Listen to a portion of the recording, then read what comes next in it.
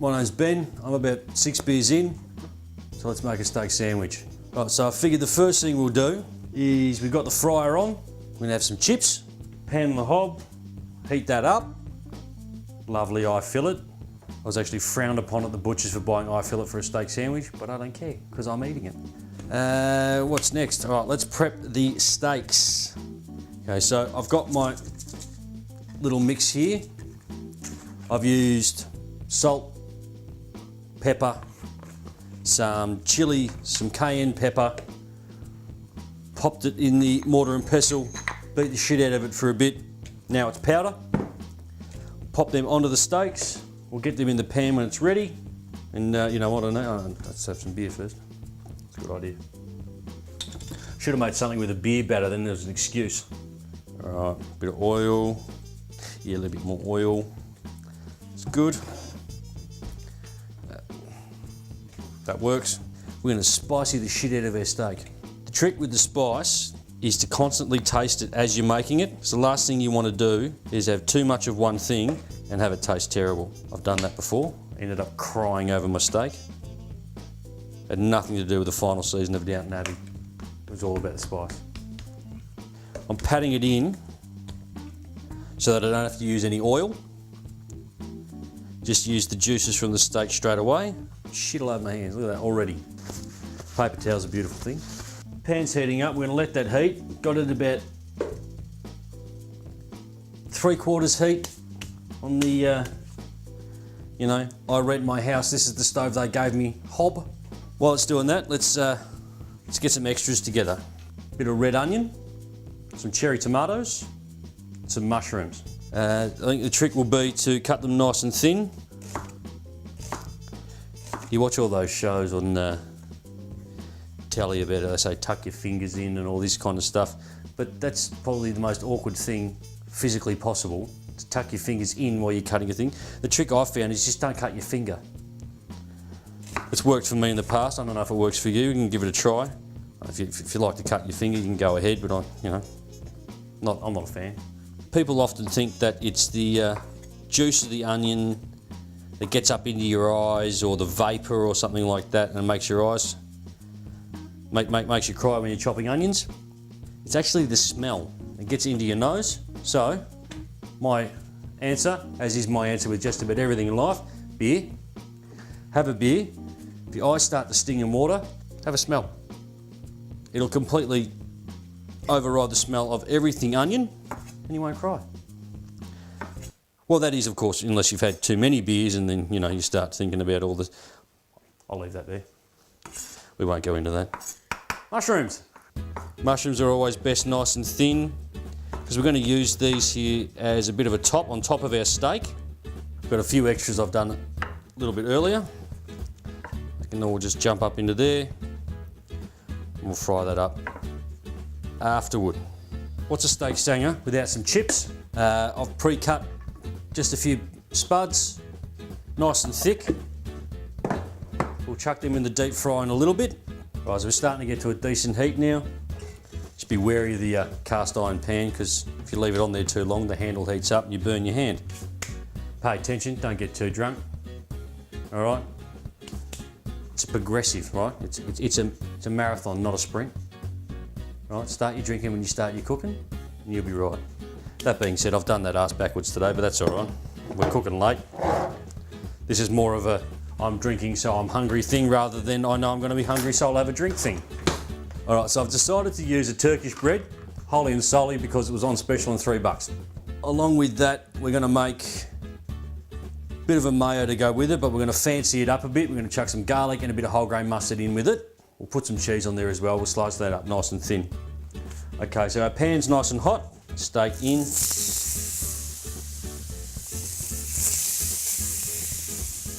Right, you really want to get the pan nice and hot before you start to cook your steak. Otherwise, you've got no idea how long it needs to be cooking for. And we'll leave that in until it starts to sweat. You'll see some red kind of sweat beads show up on top of the steak. That's when we know we need to give it a flip.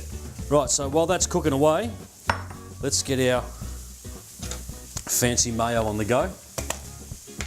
So I like to use a real mayonnaise because I've found that as opposed to imaginary mayonnaise, they don't quite taste the same. We'll throw a bit of things been littered by Bastards Incorporated. Hang on. There we go. Just the tip of your teaspoon there. You don't want too much. Bloody garlic will run away with you. Some whole grain mustard as well. Just a healthy teaspoon of that. Now I've clearly made way more than is needed. It's because I have absolutely no idea about quantity. That's fine. That's okay. It's all right. I'm using a teaspoon, so it can't be too much. We'll prep our bread and our cheese. We'll do the cheese first. Standard grater, $2 pretty much anywhere you want to shop. Beer, mine. And pretty much everybody just uses this part of the grater. Nobody realises there's actually like another 3 sides to a grater. That one there will give us some nice sliced bits. You know, it'd be really funny is if I just made an absolute mess of this block of cheese because I've just said nobody knows how to use a fucking grater. So you just get those really nice kind of shavings there. They stay nice and thin. We'll pop the steak sanger under the grill for a spell. Just get that nice and melted over the top. Right, now let's get our Turkish bread on the go. I'm not really sure how much we're going to need. It all depends on how well the steak cuts up. And we'll do, I don't know, we'll do about half.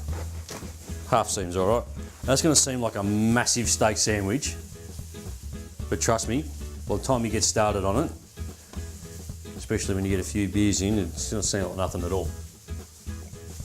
Speaking of which, I need another novelty bottle opener. Check. Starting to get there. See, it's starting to almost appear a little bit wet on top. You can see how I'm tilting the pan. It's because my cheap ass house isn't fucking level. It's starting to sweat now. All the moisture's starting to rise away from the heat. So just about now is when we're going to want to turn our steaks. You can see there, just with the olive oil and that nice spicy sprinkle we put on top, it's caramelised just that little bit to give you just a little bit of crunch when you bite in. About this time, we'll chuck the chippies into the deep fryer. I even changed the oil on the deep fryer. You'll see that the bubbles are actually clear rather than poo brown, which they have been for about the last 3 months. That's all right. And apparently, the lid to my fryer is actually silver. I'd forgotten that. We'll shift those steaks over. And let's get our toppings in as well. These won't take nearly as long. Once again, there appears to be far too much, but that's good.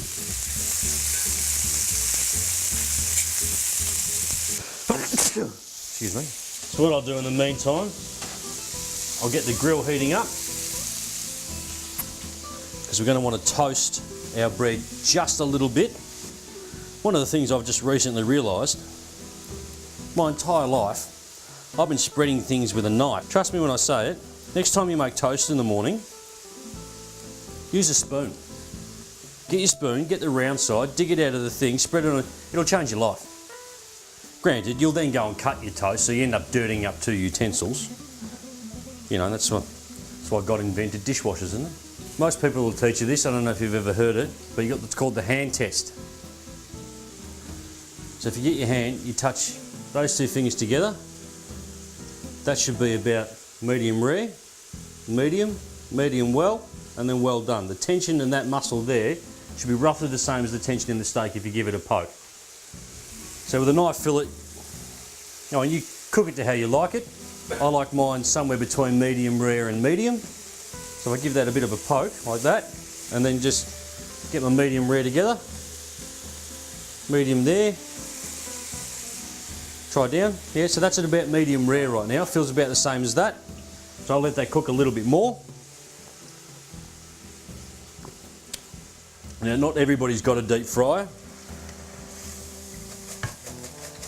I'm completely obsessed with dim sims and spring rolls, so I had to get one. Funny thing about dim sims, I used to work straight across the shopping centre aisle from a nice little cafe, and they had those those South Melbourne homemade dim sims are beautiful. I found I was putting on a bit of weight, so I chopped over from the fry to the steams, and in 2 weeks lost 3 kilos. True story. Now if we can get a little bit of, see, that handle's gone hot now. Tea towel. If you can see now, you can see a lot of the juices and fluids are starting to come to the surface now. That means we're starting to hit the middle of the steak. It's starting to cook through nicely. Should only ever really need to turn a steak once. If you're cooking on bars rather than on a pan, you can flip it a couple of times, get that nice kind of diamond shaped crisscross kind of thing. Hashtag cooking a steak. Now I deliberately, with the cherry tomatoes, I deliberately chose the red and the orange cherry tomatoes. There's absolutely nothing to do with flavour. Just looks fancy. That's just burnt the shit out of my hand. I'm going to just cold water. Now when you're cooking and you burn yourself because you've had too many beers, all right, let's check on the chips again. They're starting to get, you can hear the sound. Just grab out a plate. It took me longer than I needed to because I want to put it on a nice plain plate, not my crusty nana plates. Just while I've got you there, crusty nana plates, right? Community warning. They nearly always have this nice shiny bit around the edge. You've got to be tempted to reheat your dinner on your crusty nana plate. Don't do it. That's metal. That'll try and explode your kitchen. Unadorned, lovely, cheapo plates. If I've done this right, we should see just a bit of pink in the middle, just like that. So I'm cutting them at reasonably thin. You don't want the slices too thick, because then you just feel like you're having steak on toast, and that's not the idea of it. All right, so we can let them sit now. It doesn't matter if they cool a little bit too much, but I wanted to cut that nice and quick because, as you can see, that smaller steak's cooked through a lot quicker than the thicker steak. We've still got that nice kind of juicy pinkness and redness through the middle. I'd rather keep that because you just get a bit more flavour out of the steak. Keep them nice and bunched together. So the last thing you want is a big hunk of bread and bloody aioli that doesn't have any steak in it. Get some of our topping on the go. You know what we forgot to do? We forgot to grill the underside of our bread. That's okay, doesn't matter. I use Colby cheese in pretty much everything I do. Doesn't have that sharpness of cheddar or tasty cheese. It's a bit creamier. And when we bung that under the grill, that's going to just melt really, really nicely. Made that way too high. That's way too high. Chuck it in, let the grill do the work. Eat the leftover steak, because it's good. Get our chippies out. They've gone nice and golden brown. Get the trusty mortar and pestle out again. Now, this isn't me being fancy. This is wholly and solely, I broke both my salt and my pepper grinders, so I've had to do it by hand. Get a little sprinkle going on. Do it like that fella on the internet. Give it a bit of. Once again, portion control, clearly not an issue for me. There we go, slide that out. Cheese has gone nice and melty. Get her up on the plate there. Give it a nice chop. There you have it. Spilling chips, cheese goozing everywhere, aioli, eye fillet, Turkish bread, plenty of beer, steak sandwich.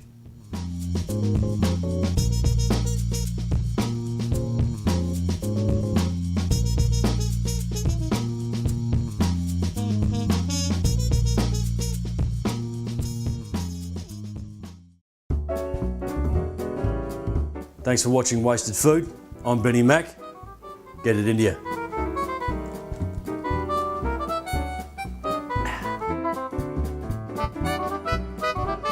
We've had our beers, we've got our feed. Now, what's the missus gonna eat? I don't know about you, my missus pretty much lives on a diet of cardboard and water because she can't have anything with gluten or fructose, which pretty much rules out everything fun. So what are we gonna do? We're gonna make her a gluten-free cannelloni.